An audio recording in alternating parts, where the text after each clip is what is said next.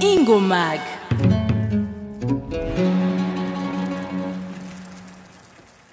Mwaramutse neza. Mwaramutse. Mwotwibwira. Ego, nitwa Kigongwe David. Nkaba nsanzwe ndi umu artisan. Nkaba nkora ibintu bijanye no kubaza. Hanyuma nkaba ndi president wa antenne Bujumbura muri SHAZA. SHAZA, Chambre sectorielle d'artisanat du Burundi. Nakuvuga ngo ni gisata c'abahinga n'abanyamyuga bo mu Burundi. Hama tukaba turi muri CFCIB, Chambre fédérale du commerce et industrie du Burundi. Tukaba dufitaniye partenariat na ministère ya commerce n'ayandi ma ministère nka ministère ya yase n'izindi. Ego. Mbega mwotubwira mu ncamake ivyo mukora muri iryo shirahamwe SHAZA? Muri Mwishirahamwe SHAZA, tuvuze ngo SHAZA ni Chambre sectorielle d'artisanat du Burundi nabibabwiye. No kuvuga yuko ivyo dukora dusanzwe turi abafundi, abanyamyuga, abo bitwita abartiste n'abartisan. Tuvuze umu artiste n'umuntu yumvira ikintu, hama bwaca mu gitondo agishira mu ngiro. Umu artisan nawe ni umuntu asubiramwo ico abandi bakoze. Hanyuma rero dusanzwe rero dukora ibintu bitandukanye, turakora ibijanye n'ivy'imbaho vyose, aha hakabamwo ibintu vyo gucora abantu, hakabamwo ibintu vyo gukora amakese ari scripté, hakabamwo gukora amameble y'ingage, hakabamwo gukora amameble y'imigano byo twita bambu mu Gifaransa, hanyuma hakaba gukora ibirato amakwire. Tuvuze kwire no kuvuga yuko ni amasandara, hanyuma n'ibirato nyene byo bisanzwe bihari abantu bambara. Tukakora ibintu bijanye n'ubudede, ubuyeye, ibintu vya decoration byo mu nzu, amacumu, ingoma, ikintu cyose gishobora kuba gikorwa, amakapo akozwe mu ngage, akozwe mu mihwazi, akozwe mu bintu bitandukanye dushobora kuba dukoresha. No kuvuga yuko rero dukora ibintu bitandukanye, amadomene yose, impuzu, abashona, abajisha, n'abandi bakora nyene ibindi myuga itari mike, abacapa. Ego. Mbega ico ciyumviro co gukora iryo shirahamwe coba cabajemwo gute? Iki ciyumviro ingene catujemwo mu mwaka wa 2009 ushira 2010, aho Chambre fédérale du commerce et industrie du Burundi, aho twari dusanzwe hari ayandi mashambre, kuko muri iyo chambre no kuvuga ngo yitwe fédérale, no kuvuga yuko hari ayandi mashambre asanzwe hari.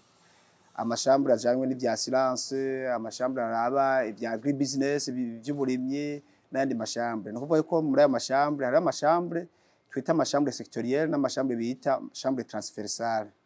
Hanyuma rero twebwe rero turi muri chambre sectorielle, muri ayo yandi mashambre 13 ari muri CFCIB, mugabo hakaba hari n'ayandi mashambre transversale. No kuvuga yuko rero ico gihe barabonye ko abanyamyuga tabo, hanyuma waratwara ico gihe chambre CFCIB agerageza kurondera ati twakeneye abanyamyuga. Niho batera kamo rero, bamaze kudutera kamo twaritavye, badusaba ko twogera natwe chambre iraba ibintu by'imyuga.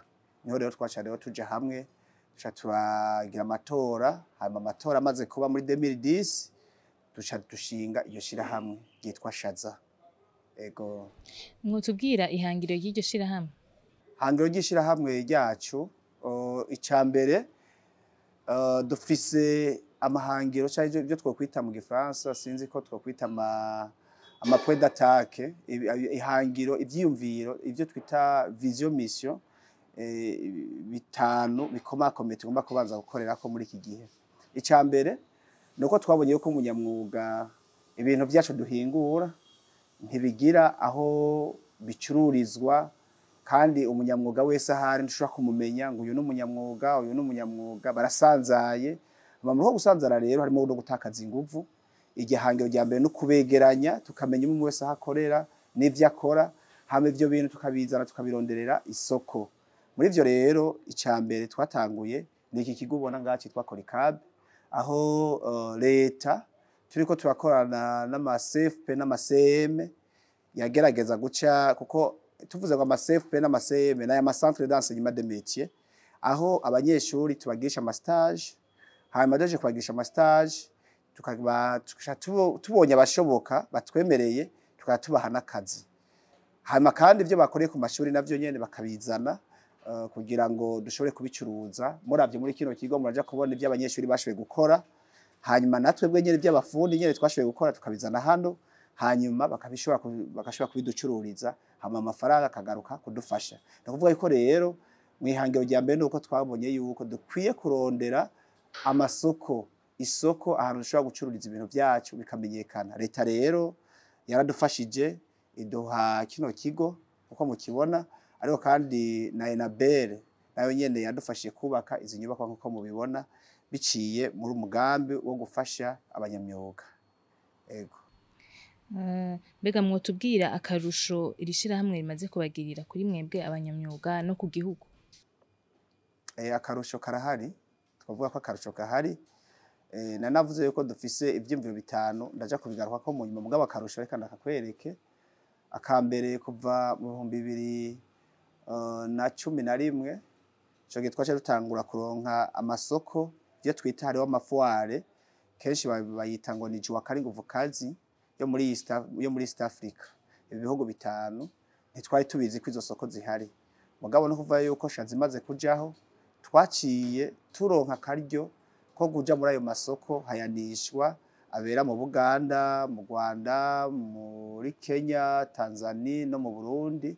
Twarashoboye gushikana y'ibintu vyacu, hama kandi vyarashoboye kugurwa kandi abantu benshi barabikunda. Mbere kugeza n'iyi saha tukaba dufise abakiriya bashobora kudutuma tukajana ibicuruzwa vyacu. No kuvuga ko ico gihe tumaze kuronka akunguko katari gake. Akandi kunguko tumaze kuronka muri iryo shirahamwe nuko ibijanye n'ama innovation, gukora ibintu bishasha, nko gukora ibirato, amabukare, amasandare, ari finyole, ivyo twarashoboye gufashwa na SHAZA, turashobora kuja hanze kuyiga.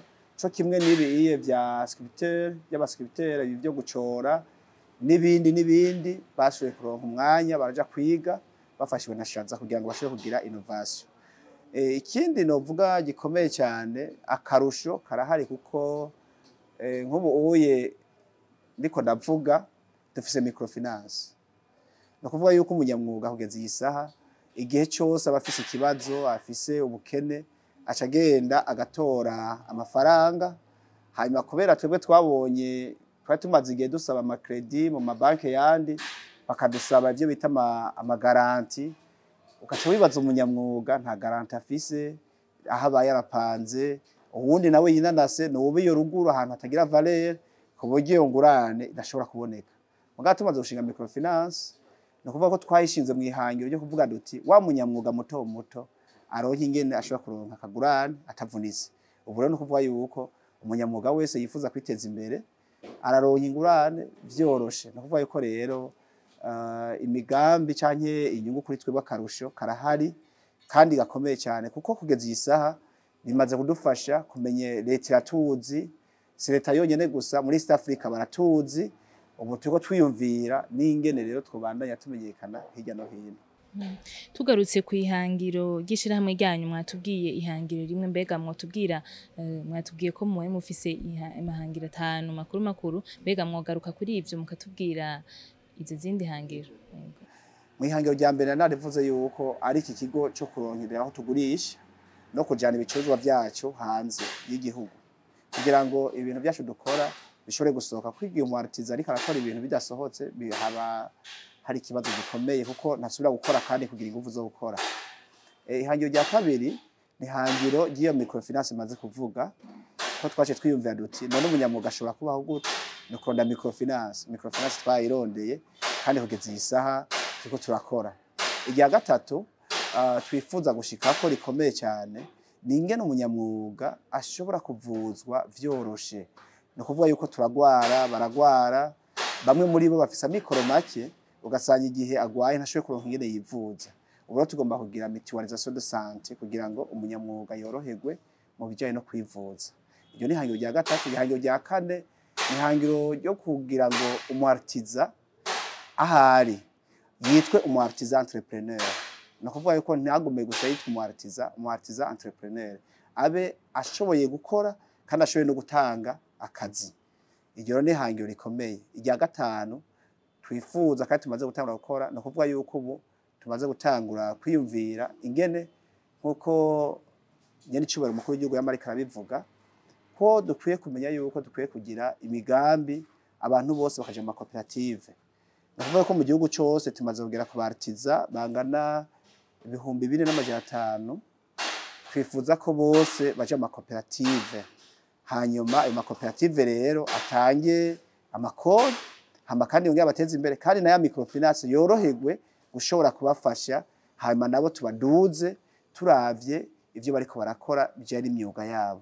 Ndavuga ko iryo ni ihangiro rya gatanu rero twifuza gushikako kandi iryo rero rya gatanu ryoryo twaramaze gutangura ko kugeza uyu munsi dufise amakoperative angana na 23 mu gihugu cyose. Ni kuvuga yuko rero tumaze gutangura kwiyumvira. Mu bisanzwe iyo niyo migambi ya mbere tugomba guherako kugira ngo turabe yuko twoshobora kuduza abartiza natwe turimo nyene. Twarumvise yuko mwaronse isoko muri SHAZA zo kugenda i Nairobi zo gutwara ibidandaza byanyu i Nairobi. Mbega mwotubwira ingene mwavyakiriye akarusho kuri mwebwe n'akarusho bizogira ku gihugu?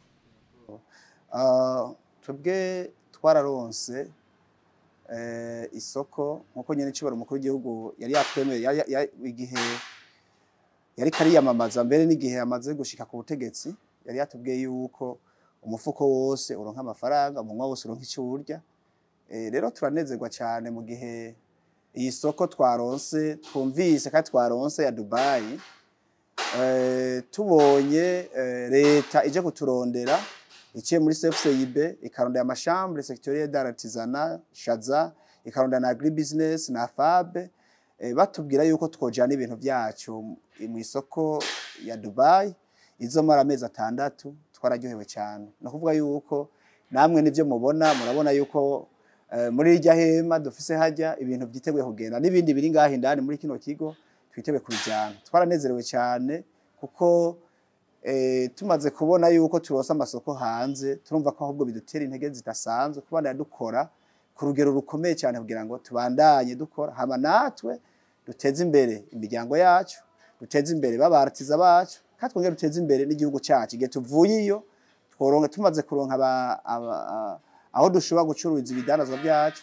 tuza tugatanga amakori nkuko leta ibidusaba aho gutanga ikori ni vyiza ku Murundi kuko ni nayo nyungu ikomeye cyane ku gihugu hama igihugu gikunguka natwe tukunguka kandi wa mwimbu ukagwira mu gihugu tukaronka n'amafaranga y'agaciro.